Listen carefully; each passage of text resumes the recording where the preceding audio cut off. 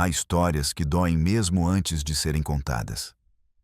Histórias que não precisam de exageros, porque a sua própria existência já é uma ferida aberta na memória de um país que muitas vezes escolhe não olhar. Esta começa num canto esquecido de Chiapas, num rancho escondido entre montanhas e caminhos de terra, onde uma família vivia isolada há décadas. Mas o que acontecia por trás dessas paredes de madeira velha e telhados de chapa enferrujada era mais do que pobreza. Era uma cadeia silenciosa de decisões, de sangue partilhado, de segredo herdado e de dor que apodrecia com o tempo, literalmente. Eu sou Burgo, e este é México Proibido. Se é a primeira vez que nos acompanha, inscreva-se agora. Aqui, contamos o que quase ninguém ousa contar. Tudo começou a tomar forma em janeiro de 1994. Embora para os protagonistas isso estivesse a ser preparado há gerações. Numa aldeia perto da Trinitária, vivia a família Ramos com 5 membros. O patriarca, Dom Luciano, era um homem endurecido pela vida, com uma voz rouca e olhos que evitavam o contato. Sua esposa, Dolores, era uma mulher submissa, de poucas palavras e com o olhar constantemente baixo.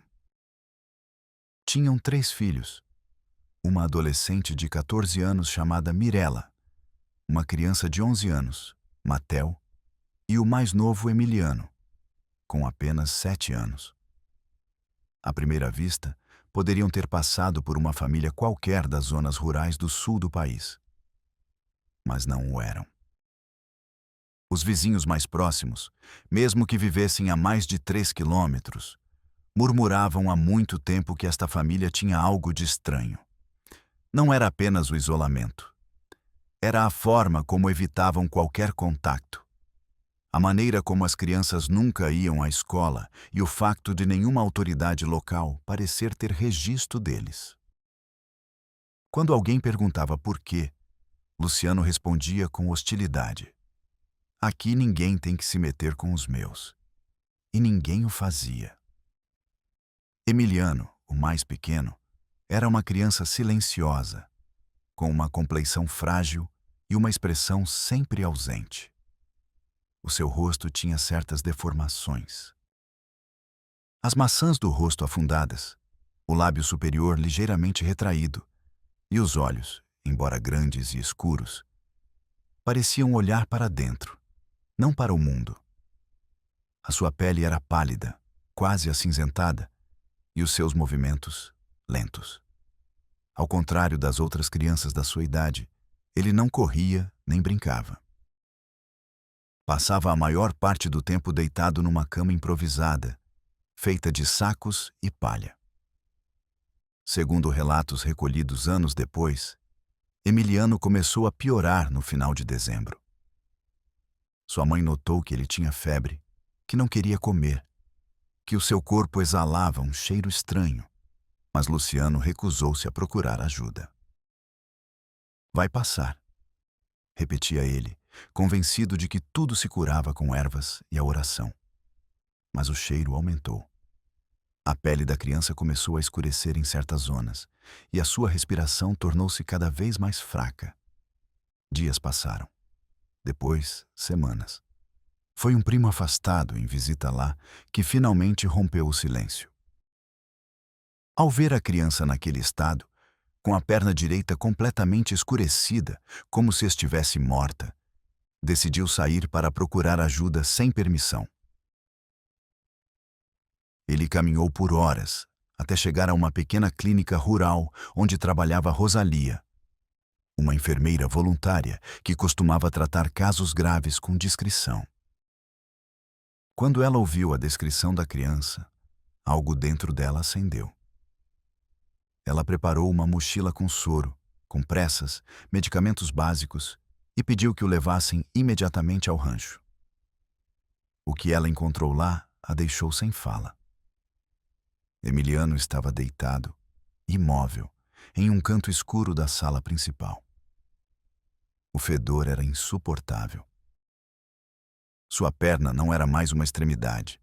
Era uma massa enegrecida, com a pele rachada e áreas onde a carne parecia ter se dissolvido. Rosalia cobriu a boca com a mão e pediu que o levassem imediatamente. Luciano recusou. Ele gritou. Disse que a criança não ia morrer rodeada de estranhos. Mas Dolores chorava em silêncio. Finalmente, eles cederam. A transferência foi improvisada. Não havia ambulância, nem veículo oficial. Um camponês local emprestou uma velha caminhonete. Durante o trajeto, Emiliano delirava. Ele dizia frases desconexas, palavras sem sentido. Ele chamava sua irmã. Ele pedia água. Por vezes, ele parecia dormir. Por vezes, ele gemia como se estivessem arrancando sua vida em pedaços. Eles chegaram ao hospital de Tuxtla já tarde da noite. Os médicos que o receberam nunca tinham visto nada parecido. O diagnóstico foi imediato e devastador. Fasciite necrosante avançada. Uma infecção bacteriana extremamente agressiva, que destrói o tecido muscular e se espalha com uma rapidez mortal. No caso de Emiliano, ele tinha passado mais de 20 dias sem atenção. Era como se seu próprio corpo estivesse se decompondo enquanto ele vivia. A decisão médica foi amputar imediatamente. Mas havia complicações. O estado geral da criança era crítico. Havia sinais de septicemia, desnutrição severa e falência multiorgânica incipiente. Enquanto os doutores se preparavam para operar, outra batalha começou, a legal. Não existia nenhum registro oficial de Emiliano. Não havia certidão de nascimento. Ele não aparecia em nenhum sistema. Era uma criança invisível. E por isso, ele não podia ser operado sem o consentimento formal dos pais. Luciano, mais uma vez, recusou. Ele disse que se Deus quisesse levá-lo, ele o faria. Os médicos insistiram.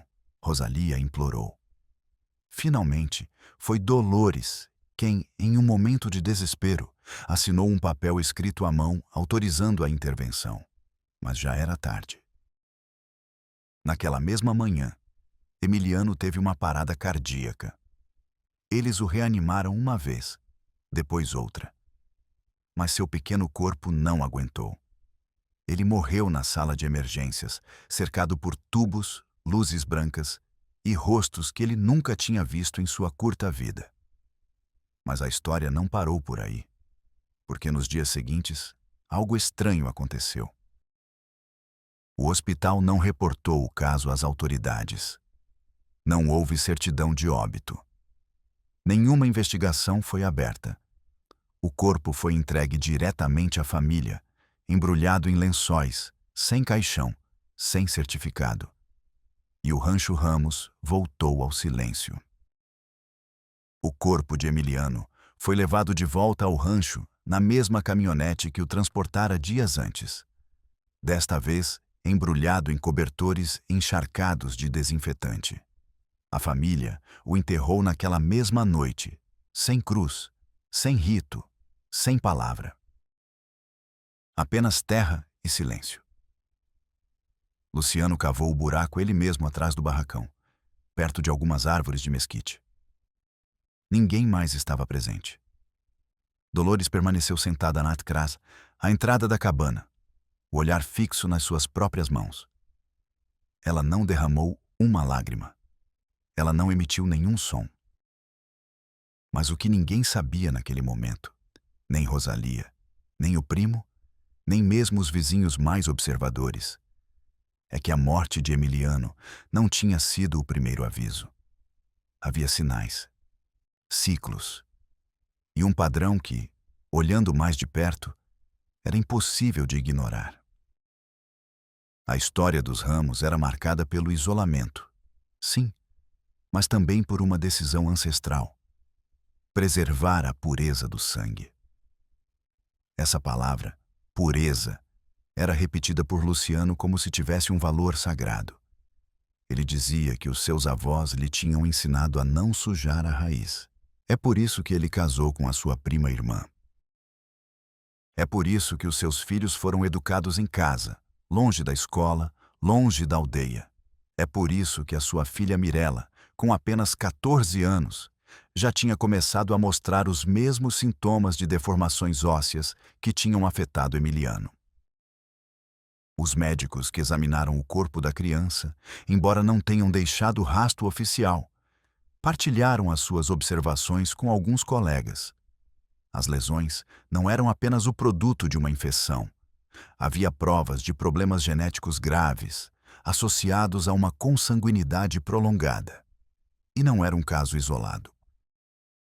Ao regressar à comunidade, Rosalia notou detalhes que tinha negligenciado anteriormente. A rigidez na marcha do filho mais velho, Mateo. A forma irregular do crânio de Mirella. A extrema palidez de Dolores, sempre vestida de forma a cobrir todo o seu corpo. Rosalia decidiu regressar ao rancho semanas após a morte de Emiliano, desta vez sem permissão.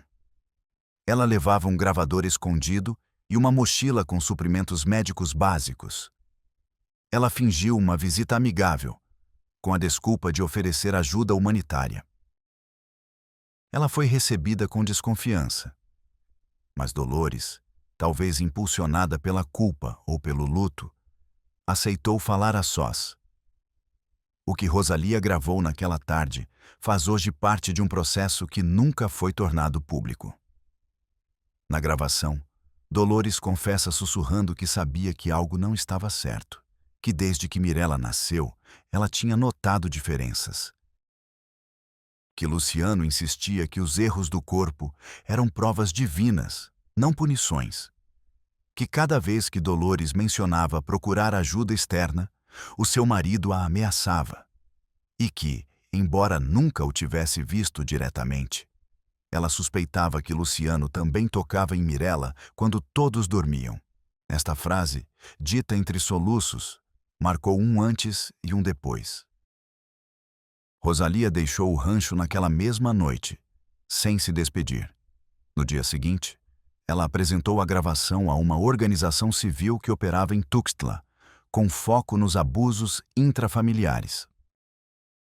Mas ela deparou-se com uma barreira que não esperava, sem provas físicas, sem testemunhos adicionais, e com uma família que vivia fora do sistema. Não havia como abrir um processo formal.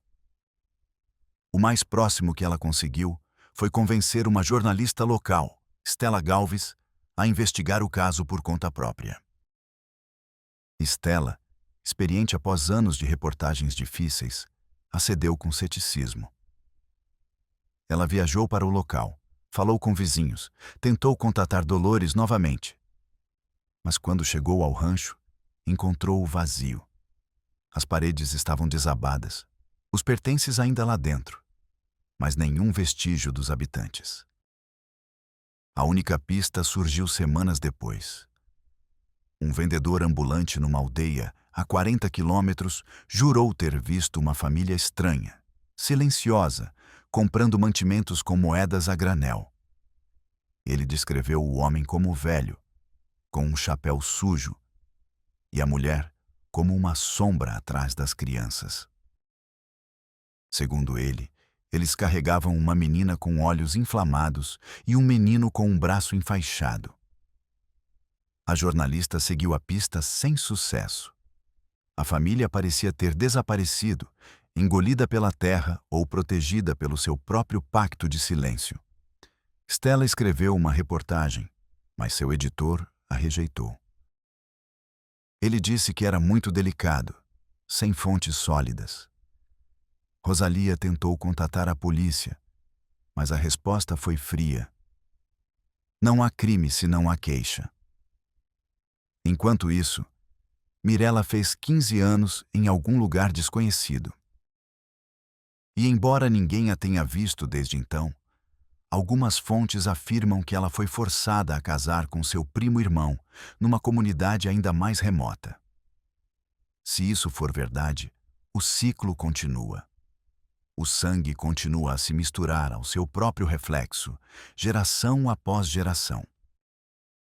A tragédia de Emiliano, longe de ser um ponto final, foi apenas uma fissura que deixou escapar parte de uma história maior. Pois quando uma família se isola, não apenas fisicamente, mas também moral e eticamente, os limites do aceitável se distorcem. O que é impensável para o mundo exterior, para ele se torna rotina. E o mais devastador de tudo é que, mesmo quando o sistema sabe, quando um médico vê, quando um enfermeiro escuta, quando uma jornalista escreve, nem sempre é suficiente. Às vezes, o silêncio não se quebra com gritos, mas com mais silêncio. 2 anos se passaram desde o desaparecimento da família Ramos. Ninguém os havia revisto no município nem nos arredores. Para muitos, era como se a própria terra os tivesse engolido. Mas para Rosalia, o caso permanecia aberto em sua consciência. Ela ainda tinha pesadelos com o rosto de Emiliano, com o tremor na voz de Dolores, com a impotência de ter estado tão perto de uma verdade que ninguém queria ver. Foi em 1996 que um estudante de antropologia da Universidade Autônoma de Chiapas, Pedro Landa, lhe deu por acidente uma cópia do artigo recusado de Estela Galves. Ele a tinha encontrado arquivada entre velhas anotações na mesa de um professor aposentado. Pedro, movido por uma mistura de curiosidade acadêmica e um sincero interesse pelas comunidades esquecidas, decidiu procurar o Rancho dos Ramos. Sua intenção inicial era puramente de investigação, estudar as consequências genéticas e sociais do isolamento familiar prolongado. Após várias semanas, percorrendo caminhos de terra e perguntando em pequenas aldeias, Pedro chegou a uma trilha sem nome, perto de La Concórdia. Ele lá encontrou o que parecia uma nova habitação improvisada. Uma cabana construída com troncos, plástico preto e chapas enferrujadas. Não havia um caminho claro até ela, apenas pegadas descalças entre os arbustos. Ele se aproximou com cautela, câmera em mãos. Ele bateu na madeira e esperou. Uma menina de cerca de 6 anos abriu a porta. Seu rosto era plano, sem expressão. Um de seus olhos parecia menor que o outro, e sua pele estava cheia de manchas. Pedro perguntou se os pais estavam lá. A menina não respondeu. Ela ficou ali, olhando para ele com os braços pendurados. Alguns segundos depois, uma mulher saiu. Não era Dolores, mas ela se parecia com ela nos gestos, na maneira de cobrir o rosto com o chale. Ela disse que eles não sabiam ler, que não queriam visitas. Pedro tentou explicar seu objetivo, mas a mulher simplesmente fechou a porta. Ele decidiu observar de longe, acampando discretamente perto do rio. Durante os dias seguintes, ele tomou notas do que via. Um velho que saía ao amanhecer para buscar lenha, uma adolescente que parecia grávida, carregando água com dificuldade, 2 crianças descalças que nunca falavam entre si. Tudo naquela cena parecia congelado no tempo. Não havia risos, não havia brincadeiras. Apenas movimentos mecânicos, como se todos agissem seguindo regras invisíveis impostas há décadas. Uma noite, Pedro foi surpreendido pelo velho, que o encontrou tirando fotos de um arbusto. Ele o arrastou para o chão e o ameaçou com um facão enferrujado. Pedro jurou que só queria entender que não era policial nem jornalista. O homem o deixou ir, mas com um aviso: se você voltar, não sairá. Pedro voltou a Tuxtla, mas o que ele havia visto não o deixava em paz. Ele escreveu um relatório acadêmico sem mencionar nomes nem lugares, mas detalhando as características físicas que observou nas crianças. Ele consultou um geneticista, que lhe confirmou a suspeita. Os traços eram compatíveis com síndromes recessivas graves, produto de uma consanguinidade acumulada. Em termos simples, era possível que essas crianças tivessem pais que também eram meios-irmãos ou primos em segundo grau, o que multiplicava o risco de mutações genéticas. Ele tentou publicar o relatório, mas foi novamente bloqueado. Disseram-lhe que a abordagem era problemática, que poderia ser interpretada como estigmatizante para com as comunidades rurais. Pedro sentiu-se derrotado, e então ele tomou uma decisão. Ele voltaria, desta vez com uma câmera escondida, para registrar o que fosse necessário. Mas quando ele voltou ao local semanas depois, a cabana não estava mais lá. Restavam apenas vestígios recentes na lama, restos de fogueiras e uma boneca de pano abandonada. Ele procurou por dias sem encontrar vestígios. Finalmente, um velho da aldeia mais próxima disse-lhe que os vira partir ao amanhecer, caminhando para a serra com sacos ao ombro e as crianças em fila atrás. Eles não querem ser encontrados, disse-lhe o homem. E se você os encontrar, não será bom para você. Pedro deixou a antropologia pouco depois. Ele nunca mais escreveu sobre o caso, mas guardou as imagens e suas anotações. Anos depois, ele contatou Rosalia por correio. Ele enviou a ela uma cópia do que havia visto. Ela, agora aposentada da enfermaria, chorou ao ver a foto da menina com os olhos desiguais. Isso a lembrou de Emiliano. A mesma pele, o mesmo olhar perdido. Foi nesse momento que Rosalia entendeu que a história nunca tinha sido apenas sobre uma morte ou uma família. Era sobre uma corrente que se arrastava geração após geração, em silêncio, sem intervenção, sem justiça. E que enquanto o mundo continuasse a olhar para o outro lado, haveria mais Emilianos, mais Mirelas, mais crianças presas em corpos que apodrecem por dentro, não por doença, mas por abandono. Em 1999, Stella Galvis finalmente publicou um artigo numa revista independente, sob pseudônimo. Ela o intitulou As Crianças do Esquecimento. Ela descreveu com crueldade o ciclo do silêncio, as portas fechadas, as instituições que se calavam. Ninguém o leu na época, mas anos depois foi redescoberto por uma geração de jornalistas digitais que começaram a perguntar: onde estão os ramos? Quantas famílias como esta vivem escondidas entre as montanhas, seguindo as suas próprias regras? E, sobretudo, o que fazemos quando os vemos? Vários anos se passaram e novas pistas. Os nomes foram apagados dos arquivos, os dossiês foram fechados, e a memória coletiva do município ocupou-se de outras tragédias mais recentes. Mas para alguns, como Rosalia ou Pedro, o eco da família Ramos continuava a ressoar como uma dívida pendente, como um grito abafado na terra. Não era apenas uma questão moral ou acadêmica. Era uma ferida aberta que o país não queria olhar. Foi apenas em 2005 que o caso ressurgiu, desta vez por acaso. Uma brigada médica voluntária, enviada por uma ONG a uma comunidade isolada da Sierra Madre de Chiapas, relatou uma descoberta invulgar.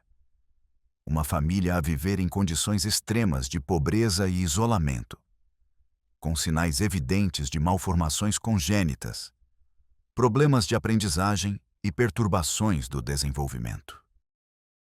Os médicos fizeram anotações básicas, ofereceram ajuda e continuaram o seu caminho. Mas uma delas, a doutora Marina Súñiga, não conseguiu esquecer os rostos que lá viu. Marina, especializada em pediatria genética, começou a fazer perguntas.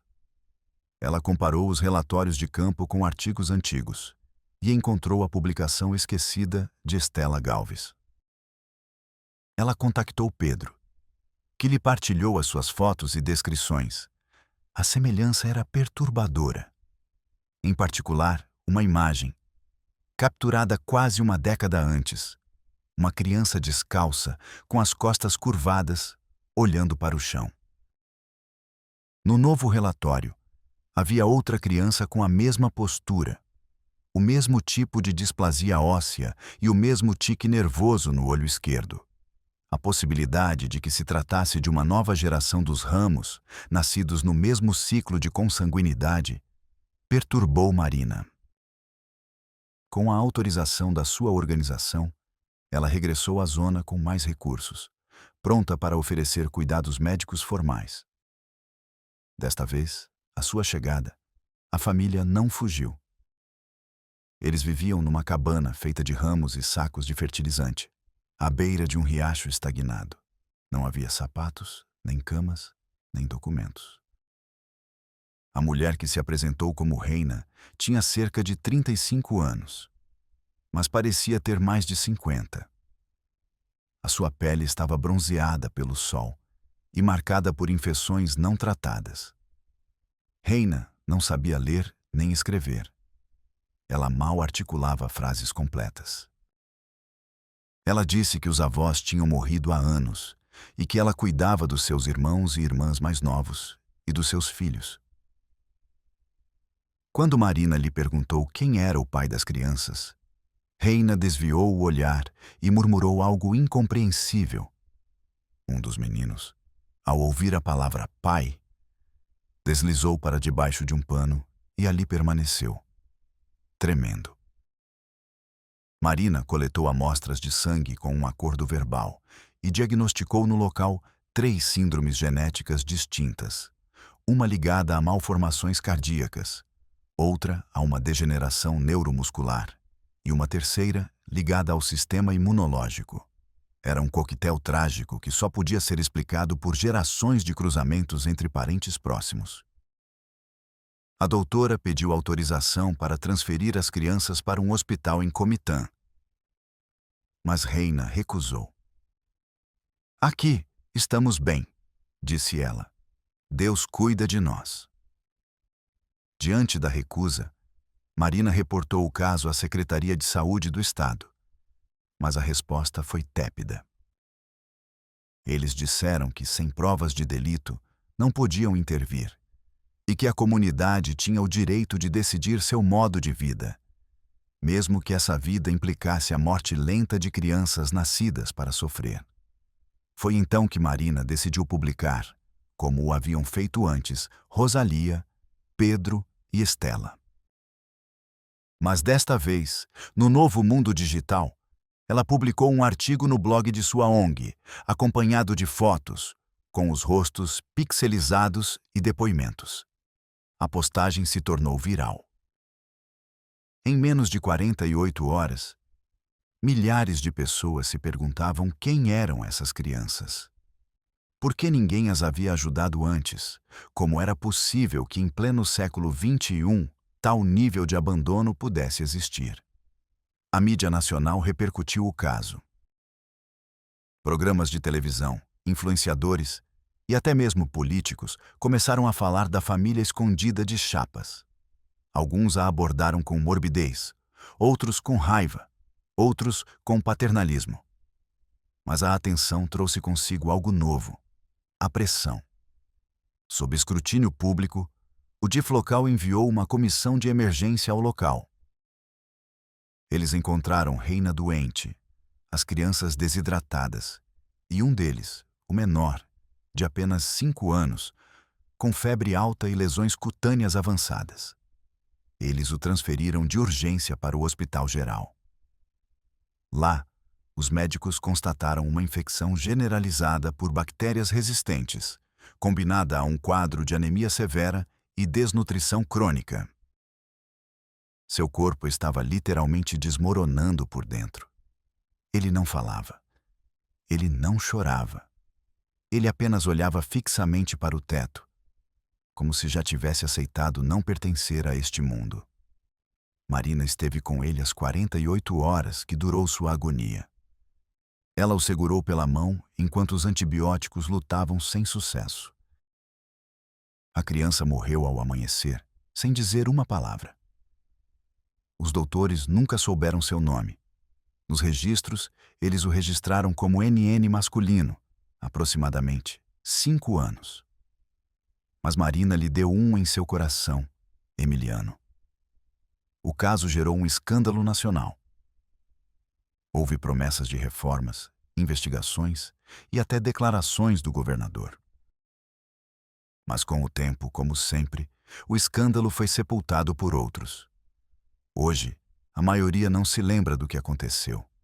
Eles não se lembram do rosto de Emiliano, nem dos artigos de Estela, nem das fotos de Pedro, nem das lágrimas de Rosalia. Mas há aqueles que não esquecem. Porque sabem que a história não terminou. Que ainda há famílias à margem, vivendo sob regras invisíveis, criando crianças entre os escombros do silêncio e da negação. Porque enquanto for permitido que gerações inteiras apodreçam vivas por causa de seus pais e do abandono de todos nós, Emiliano não será o último. E a verdadeira questão não é por que isso aconteceu, mas por que continuamos a permiti-lo. Após a morte de Emiliano, o hospital emitiu um comunicado breve e sóbrio. Nenhuma autoridade se apresentou no enterro. O corpo foi sepultado em uma vala comum do panteão municipal, com uma cruz de madeira sem nome. Marina retornou sozinha à comunidade para contar à reina que seu filho havia falecido. Ela a encontrou sentada no mesmo canto, com o olhar perdido, sem lágrimas, sem expressão. Ela murmurou apenas que Deus o havia levado. Ninguém do governo voltou, ninguém se desculpou, mas nem tudo foi reduzido a nada. A história que Marina havia publicado continuou a circular, em fóruns médicos, em redes sociais, em universidades. Um grupo de estudantes de antropologia da UNAM retomou o caso como parte de um projeto sobre isolamento social em comunidades rurais. Eles descobriram que havia mais de 200 localidades em Chiapas, Oaxaca e Guerreiro que não apareciam nos registros censitários atualizados. Zonas cegas, eles as chamaram. Territórios onde as regras do Estado não chegavam e onde a noção de família havia mutado por gerações de confinamento. Um desses estudantes, chamado Ulisses, viajou com sua equipe para 3 dessas comunidades. Eles levavam câmeras, gravadores, medicamentos e perguntas. Em uma delas, encontraram uma mulher que dizia ser prima e irmã de seu marido. Em outra, viram uma criança com os mesmos traços que Emiliano, com a mesma forma de se curvar, com os mesmos olhos de vidro. Eles então entenderam que Emiliano não era uma exceção, mas um símbolo, e que sua história não falava apenas de incesto, mas de abandono estrutural, de racismo silencioso, de esquecimento institucionalizado. Os estudantes apresentaram seu relatório diante de organismos internacionais. Graças a essa pressão, algumas ONGs conseguiram iniciar projetos de cuidados médicos e educativos nessas áreas. Não foi uma solução total, mas pelo menos foi um começo. Marina continuou a trabalhar como voluntária. Pedro, já aposentado, começou a dar palestras em universidades. Rosalia fundou um pequeno centro de acolhimento em Tuxtla. E embora Estela Galves tenha falecido em 2009, seu artigo de 1996 foi citado pela primeira vez em uma tese de doutorado. Os anos passaram, e com eles, novas tragédias, novos nomes, novas indiferenças. Mas há algo que permanece: a memória. A história de Emiliano e de todas as crianças como ele não foi escrita na pedra, mas sim nas fibras daqueles que se recusaram a se calar. Por que há histórias que doem, que incomodam, que confrontam? Mas são precisamente essas que mais precisamos ouvir. Quando alguém pergunta por que contar isso, a resposta é simples: Porque isso continua a acontecer. Porque, enquanto houver crianças nascendo no esquecimento, precisamos nos lembrar delas. Precisamos dizer seus nomes, mesmo que ninguém os tenha notado. Nós precisamos ver os rostos deles, mesmo que eles só existam em uma foto borrada. Nós precisamos escutá-los, mesmo que eles nunca tenham aprendido a falar. Talvez não possamos mudar tudo. Talvez não possamos alcançar cada canto, mas podemos parar de olhar para outro lado. Porque o silêncio também é uma forma de cumplicidade. E por que, quando uma sociedade permite que uma criança apodreça viva, essa sociedade falhou no mais essencial? Obrigado por me teres acompanhado até aqui. Se esta história te tocou, se ela mexeu com algo em ti, eu te convido a te inscreveres neste canal, México Proibido, onde damos voz às histórias que muitos prefeririam esconder. Compartilha este vídeo com alguém que precisa abrir os olhos. E se tu quiseres deixar uma palavra, uma reflexão ou mesmo uma oração por Emiliano e por tantos outros como ele, escreve nos comentários. Tua voz também conta. Nos vemos na próxima história. Burgo.